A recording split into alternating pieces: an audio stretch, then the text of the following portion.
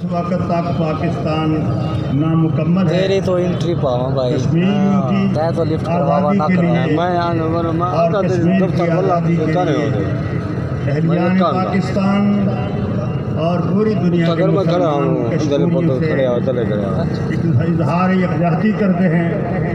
اور یاد رکھیے، کشمیر کی آزادی کے لیے کسی بزدل اور غیر ملکی ایجنٹ حکمران کے بجائے ایک انتق اور مجاہد حکمران کی ضرورت ہے جو جذبہ جہاد کے ساتھ کشمیریوں کی آزادی کے لیے عملی اقدامات کرے، جو مذاکرات کی بھیک مانگتے ہوئے جس کا ٹیلی فون بھی دشمن نہ سن سکے وہ کشمیر کو کیا آزاد کرائے گا۔ بالکل، البتہ اندرون پاکستان انتقامی کارروائیوں کے لیے وہ آزاد ہے اور آزادی سے انتقامی کارروائیاں ہو رہی ہیں، بلکہ آزاد کشمیر پر سیاسی تسلط جمانے کے لیے بھی سازشیں کی جا رہی ہیں۔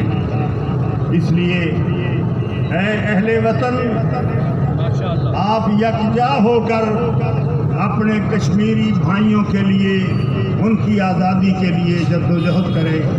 اور آج 22 جمادی الثانی ہے اور خلیفہ بلا فصل، خلیفہ اول سیدنا ابوبکر صدیق رضی اللہ تعالی عنہ کا یوم وفات ہے۔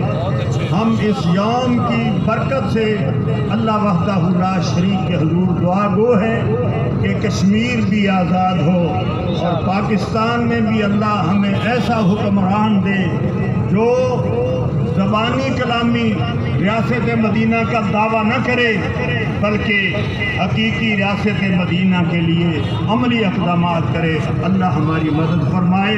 وآخر دعوانا ان الحمد للہ رب العالمین۔